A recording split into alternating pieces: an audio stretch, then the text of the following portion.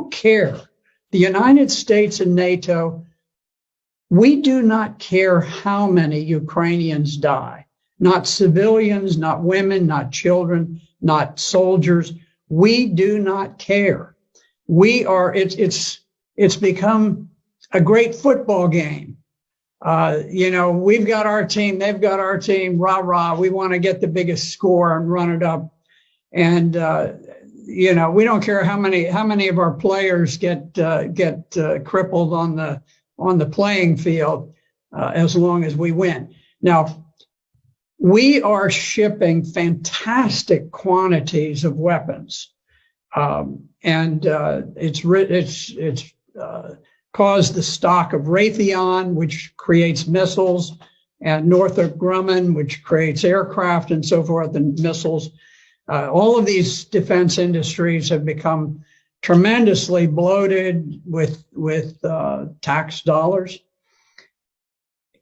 I don't think it's ultimately going to change the outcome. I think that Russia will prevail. The Ukrainians are in a very awkward strategic position in the East, but if you look at the way that this unfolded,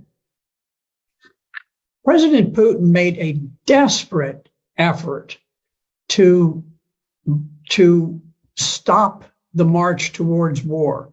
Back in December of 2021, he went so far as to put specific written proposals on the table with NATO, peace proposals to defuse what was coming about. Because at this point, Ukraine was massing troops to attack the Donbass. So he was trying to head this off. He didn't want war. And NATO just blew it off, just dismissed it, never took it seriously, never went into serious negotiations. At that point, Putin, seeing that armed Ukrainians with weapons to kill Russian troops were literally on their borders, decided he had to strike first.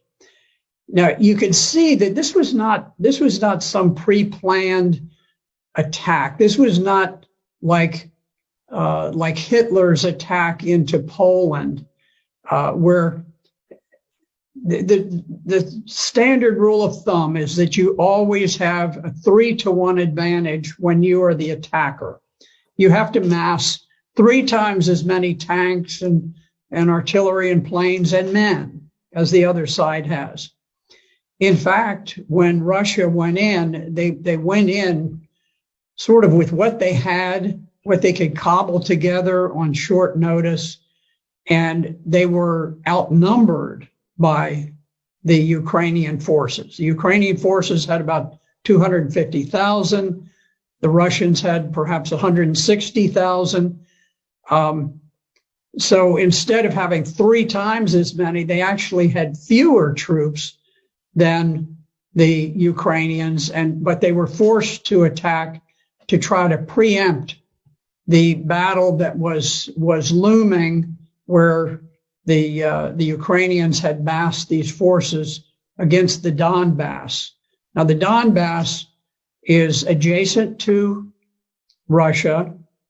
It is a portion of Ukraine that did not join with the revolutionary government that conducted the coup in 2014 and overthrew the government of Ukraine.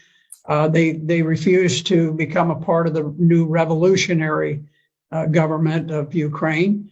And so they declared their independence. And Ukraine had massed this enormous army to attack against the Donbass. And so Russia was forced to go in to preempt that planned attack by Ukraine.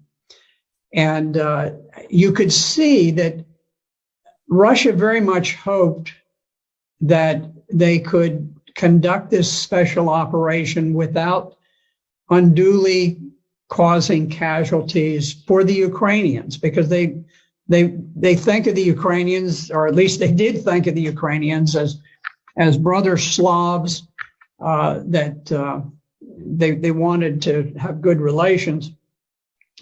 But there was a famous picture with a Russian tank that had been stopped by a gathering of maybe 40 civilians who just walked out in the road and blocked the road, and the tank stopped.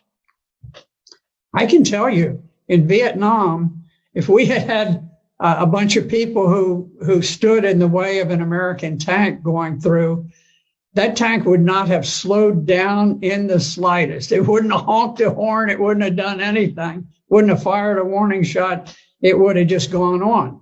And I think that's more typical. I'm not criticizing the Americans. I was there and I was fighting, and I probably would have driven the tank straight through myself. But what I'm saying is that the rules of engagement for the Russians were very, very cautious. They didn't want to create a great deal of hatred and animosity. The Russians did not go in. They did not bomb the electrical system, the media systems, the water systems, all of these, the bridges and so forth. They tried to retain the infrastructure of Ukraine in good shape because they wanted it to get back. They just wanted this to be over with and get back to normal. It didn't work. The Ukrainians, the resistance was unexpectedly hard.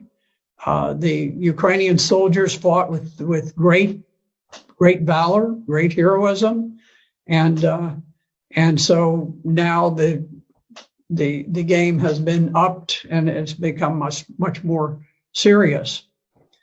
But it is amazing to look and to see that Russia dominates the air. They haven't knocked out the train systems. They haven't knocked out power plants. They haven't knocked out so many things. They've never bombed the buildings in the center of Kyiv, the capital of Ukraine. They haven't bombed the buildings where the parliament meets. They've been incredibly reserved about these things, hoping against hope that peace could be achieved. But I don't think Ukraine has anything to do with the decision about peace or war. I think the decision about peace or war is made in Washington, D.C. As long as we want the war to continue, we will fight that war using Ukrainians as proxies, and we will fight it to the last Ukrainian death.